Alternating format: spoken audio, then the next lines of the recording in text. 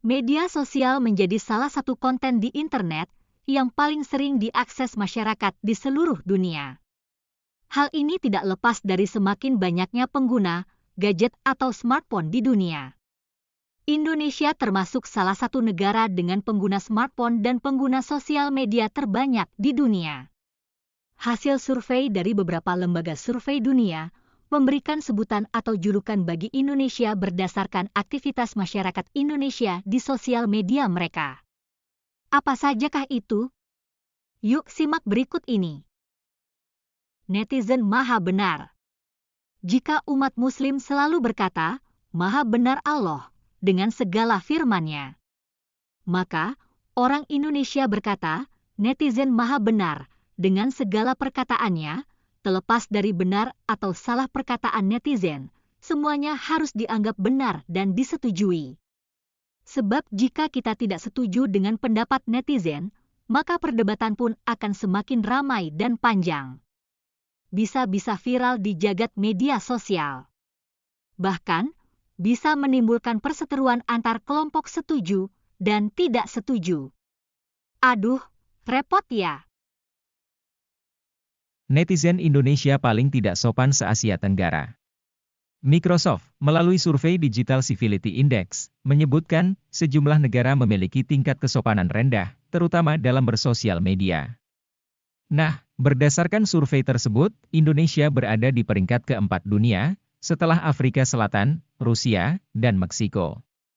Sedangkan di Asia Tenggara, Indonesia menduduki peringkat pertama, negara paling tidak sopan dalam bersosial media.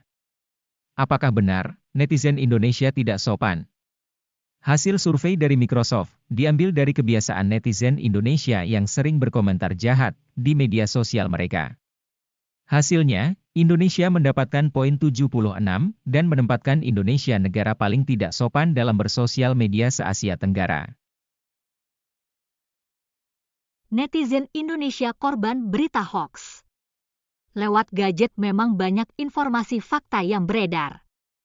Sayangnya, informasi yang masyarakat dapatkan juga bukan berasal dari media yang bisa dipercaya, melainkan dari media sosial yang lebih banyak dipenuhi oleh opini, bukan fakta. Sebaliknya, mereka lebih percaya pada portal-portal berita palsu dan akun-akun penyebar hoax. Melihat hal ini, tak heran jika Indonesia menjadi sasaran empuk untuk info provokasi, hoax, dan fitnah. Kecepatan jari-jari netizen untuk komentar, like, dan share melebihi kecepatan otaknya. Padahal, informasinya belum tentu benar. Maka sudah tidak asing lagi, banyak netizen yang dilaporkan secara hukum oleh pihak yang merasa dirugikan atas berita hoax ataupun provokatif tersebut. Contoh yang paling sering terjadi adalah selebriti Indonesia yang melaporkan fansnya sendiri atau fans artis lain yang dianggap sudah mencemarkan nama baik artis tersebut. Fenomena ini tidak akan terjadi jika masyarakat tidak cepat terpancing oleh berita yang beredar dan bisa menahan diri untuk tidak berkomentar, kecuali komentarnya itu positif dan bermanfaat bagi banyak orang. Terakhir, pandai-pandailah dalam menanggapi sebuah berita agar tidak merugikan diri sendiri. Kalau dahulu ada peribahasa mulutmu adalah harimaumu, maka zaman ini menjadi jari-jarimu adalah harimaumu. Netizen Indonesia malas baca, tapi paling cerewet di medsos. Indonesia berada di peringkat nomor 2 paling bawah, soal literasi dunia, berdasarkan data UNESCO. Artinya, minat baca masyarakat Indonesia sangat rendah. Menurut data UNESCO, minat baca masyarakat Indonesia sangat memprihatinkan, yaitu hanya 0,001%. Artinya, dari 1.000 orang Indonesia, hanya 1 orang yang rajin membaca. Wah, parah juga ya. Menurut lembaga riset digital marketing eMarketer, jumlah pengguna aktif smartphone di Indonesia lebih dari 100 juta orang. Dengan jumlah sebanyak itu, Indonesia menjadi negara dengan pengguna aktif smartphone terbesar di dunia setelah Cina, India, dan Amerika. Ironisnya, meski minat baca buku rendah, tapi orang Indonesia bisa berlama-lama menatap layar handphone, dan sangat cerewet berkomentar di media sosial dan berada di peringkat 5 dunia. Jakarta tercatat paling cerewet menuangkan unek-uneknya di Twitter dengan 10 juta tweet sehari. Disusul Tokyo, London, New York, dan Sao Paulo. Kota Bandung berada di posisi ke-6. Waduh, luar biasa, netizen kita memang juara. Netizen Indonesia paling banyak menghabiskan waktu di internet. Laporan terbaru data reportal dari We Are Social menunjukkan, pengguna internet di Indonesia meningkat 2,1 juta pengguna dari 2021 ke awal tahun 2022. Mereka juga memaparkan, jika netizen Indonesia rata-rata menghabiskan waktu sekitar 8 jam 52 menit di internet per hari di semua perangkat.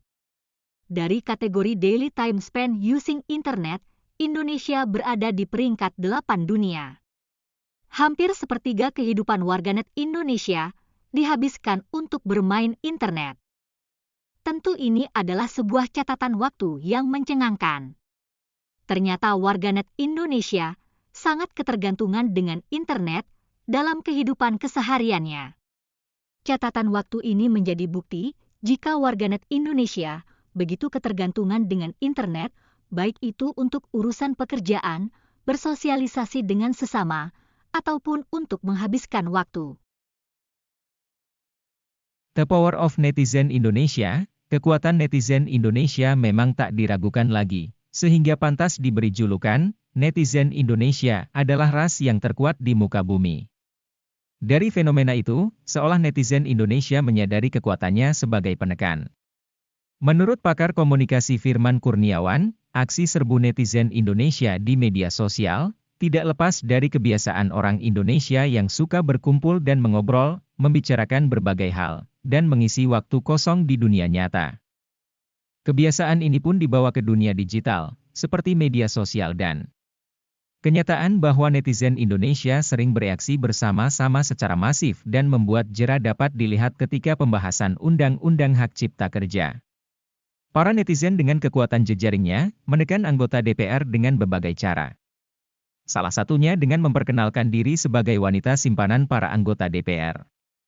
Maka, untuk menghindarinya, sang anggota DPR harus membatalkan proses pengesahan Undang-Undang Cipta Kerja. Kekuatan netizen Indonesia pun diuji ulang, ketika menanggapi hasil Digital Civility Index yang dirilis Microsoft tahun 2020, yang menempatkan Indonesia sebagai negara paling tidak sopan se-Asia Tenggara. Laman komentar Microsoft sampai ditutup karena tidak tahan dengan komentar pedas netizen Indonesia. Demikian pula pada saat polemik pemain catur Dewa Kipas yang diragukan kemampuannya oleh Federasi Catur Dunia. Terakhir dan fatal ketika BWF mendiskualifikasi pemain bulu tangkis Indonesia di kancah All England. Netizen Indonesia secara masif tanpa komando menyerbu laman BWF dengan komentar pedas karena tidak terima dengan keputusan BWF. Alhasil, secara resmi BWF meminta maaf kepada Indonesia dan seluruh rakyat Indonesia atas keputusannya. Ya, itulah kekuatan netizen Indonesia. Demi nasionalisme, mereka akan bersatu membela bangsa dan negaranya tanpa komando dan tanpa dibayar. Luar biasa netizen Indonesia.